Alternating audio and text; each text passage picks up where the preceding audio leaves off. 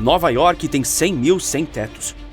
A cidade americana está entupida de mendigos e, o pior, agora está impedindo que eles durmam na rua. Seria esse um sinal de falência das grandes cidades? Será que existe solução?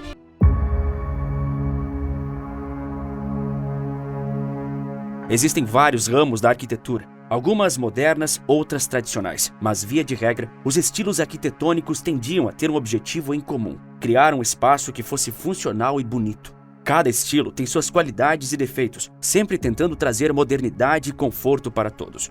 Não é o caso da arquitetura hostil.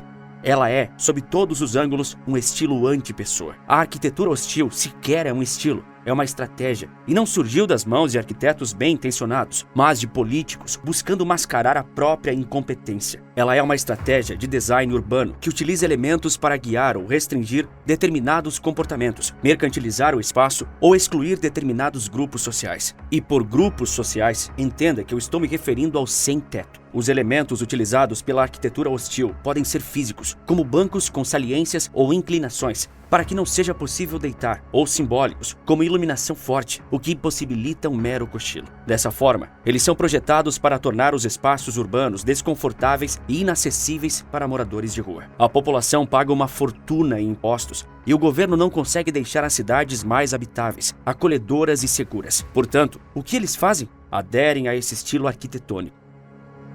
Você quer menos mendigos na rua, cidadão? Então eu, bom governante que sou, não vou construir albergues ou pontos de acolhimento. Muito menos vou melhorar a qualidade de vida da população para que não tenham crises sociais que resultem em pessoas perdendo sua moradia. Eu vou simplesmente deixar essas pessoas vagando na rua, torcendo para que elas durmam em pé, que se mandem dos grandes centros para longe da minha visão. Esse é o pensamento da classe política brasileira, americana e global. Para eles, não é arquitetura hostil, é arquitetura defensiva. Segundo eles, o estilo defensivo busca criar ambientes que regulam o uso, a permanência e a circulação de diferentes grupos sociais. Essa abordagem arquitetônica estaria conectada a perspectivas que buscam equilibrar e preservar a ordem e a segurança, levando em consideração fatores como a convivência pacífica e a manutenção do ambiente. Ela reforçaria a importância de certas regras e limites em espaços compartilhados. Na visão de seus defensores, quando espaços públicos são projetados com elementos defensivos, eles transmitem a mensagem de que é necessário manter certos padrões de comportamento para uma convivência harmoniosa. Já os críticos alegam que essas medidas quase sempre resultam na exclusão de determinados grupos sociais, além de tornarem a vida cotidiana dos demais cidadãos muito mais desconfortável. Segundo alguns nova-iorquinos, esse tipo de arquitetura afugenta não apenas moradores de rua, mas pessoas no geral por serem impráticas. A cidade que não dorme aparentemente quer levar seu apelido ao pé da letra, sendo inundada pela arquitetura hostil, impossibilitando que moradores de rua possam, casualmente, dormir em algum ponto com baixa movimentação. Além disso, a população desabrigada enfrenta regularmente remoções por erguer uma tenda nas ruas e calçadas, mesmo com o sistema de acolhimento da cidade sobrecarregado. Portanto, agora é mais difícil do que nunca para mendigos encontrarem um canto para descansar em lugares públicos. Ao longo dos últimos anos, bancos foram discretamente removidos para evitar que mendigos se deitassem neles e substituídos por assentos intencionalmente feitos para evitar que alguém dormisse ali. Mas muitas vezes, isso não impede que os sem-teto permaneçam no local. Muitas vezes, eles simplesmente se deitam no chão duro e frio. Assistentes sociais alegam que Nova York se tornou um lugar onde os mendigos são punidos por serem mendigos.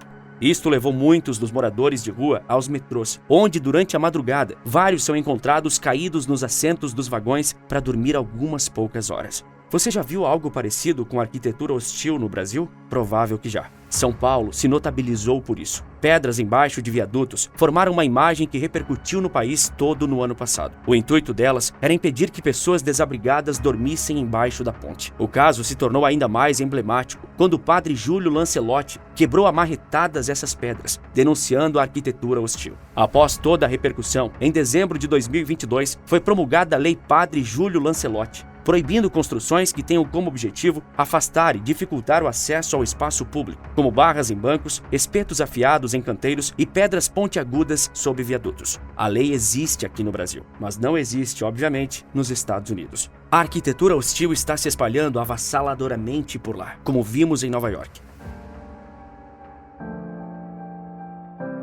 Nova York tem mais de 100 mil pessoas que não têm uma moradia. É um número absurdamente alto. A cidade gastou mais de US$1 bilhão para resolver essa questão em 2022 e espera gastar até US$4 bilhões no ano que vem. Muitos sem-teto, especialmente imigrantes, não são moradores de rua individuais, ou seja, eles estão acompanhados de suas famílias. Vários têm filhos e moram com eles ao relento. Mas a pressão desse grupo está colocando à prova o status de Nova York como um local receptivo a imigrantes. O prefeito Eric Adams, do Partido Democrata, cortou dispositivos que protegiam legalmente os abrigos nos últimos meses. 2 comunidades, moradores de rua locais e imigrantes, agora precisam conviver em instalações no limite de sua capacidade. O prefeito Adams diz ter tentado de tudo. Colocou tendas gigantes em parques, buscou a colaboração de denominações religiosas e agora quer distribuir migrantes por todo o estado de Nova York. Lembrando que ele só governa a cidade de Nova York. O prefeito anunciou recentemente a abertura de 175 abrigos emergenciais. O governo municipal também alega que se houvesse coordenação nacional, o fardo não recairia tanto sobre a cidade. Lembrando que o país também é governado pelo Partido Democrata, por Joe Biden. Se são do mesmo partido, com uma agenda que diz se preocupar com os mais pobres, por que essa coordenação é tão difícil? Quando o prefeito Adams assumiu o cargo em 1º de janeiro de 2022, havia 45 mil pessoas no principal sistema de abrigo, somando-se locais e estrangeiros. Hoje, são mais 81 mil pessoas. Pelo menos 17 mil migrantes vivem em instalações fora do sistema de abrigo municipal, como grandes hotéis e outros locais especialmente designados. A prefeitura local também culpa os estados vizinhos, como Texas e Arizona, pelo superlotamento dos abrigos. Isso porque esses estados, governados pelo Partido Republicano, estão enviando milhares de imigrantes para Nova York, de modo a pressionar o estado governado pelo partido rival, que se diz apto a resolver o problema migratório. Mas adivinha só, os democratas não estão resolvendo nada. O fluxo de imigrantes para Nova York acelerou a tal ponto que a cidade está renunciando ao seu mandato único de Porto Seguro, que consistia em oferecer uma cama a quem precisasse. O prefeito Adams também argumenta que o problema migratório, que gera mais sem-tetos, faz com que ele não consiga focar nos sem-teto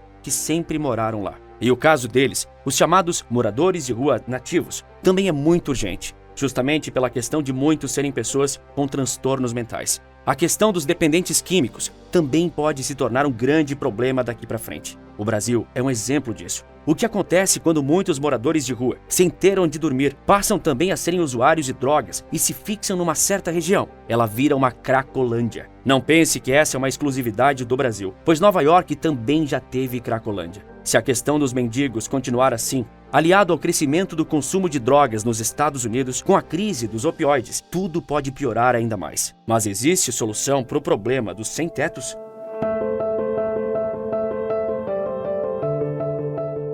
O estado de São Paulo tem mais de 86 mil pessoas morando nas ruas. O número representa um aumento de 7,7% em comparação a novembro de 2022, quando foram contabilizadas 80 mil pessoas nessa situação. O Distrito Federal também viu seu número de sem-tetos crescer absurdamente, chegando à marca de 7 mil pessoas, num lugar reconhecidamente minúsculo, o que joga a proporção para cima. O Rio de Janeiro também enfrenta problemas similares, com 7 mil mendigos apenas na capital. Minas Gerais e Paraná também apresentam números exorbitantes. O Brasil não é diferente dos Estados Unidos nesse problema. Segundo dados do IPEA, a população em situação de rua em todo o país passa de 280 mil. E mesmo sendo algo tão presente no país inteiro, o Estado nunca apresentou uma solução eficaz para o problema. Nova York, com seus 100 mil mendigos, adotou num passado não tão distante alternativas peculiares para resolver isso. Em 2009, a Prefeitura de Nova York encontrou uma saída simples para tirar os mendigos das ruas. Uma passagem só de ida para qualquer outra cidade americana, ou até do mundo. Essa notícia só veio à tona em 2009 e o programa começou em 2007. Por 2 anos, eles mandaram mendigos embora, sem que a população soubesse. Na ocasião, a cidade conseguiu despachar ao menos 550 mil famílias de sem-tetos.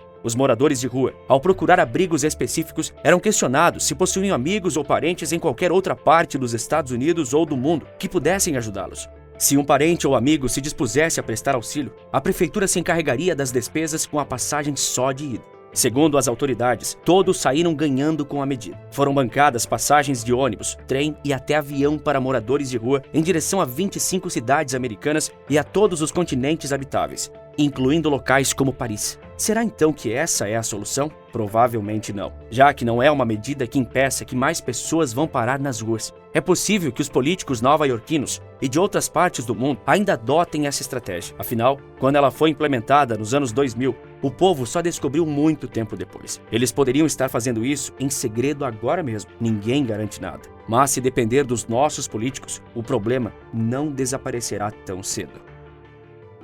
A classe média vai desaparecer? É o que te explico no vídeo que aparece agora na sua tela. Por esse vídeo é isso. Um forte abraço e bons negócios.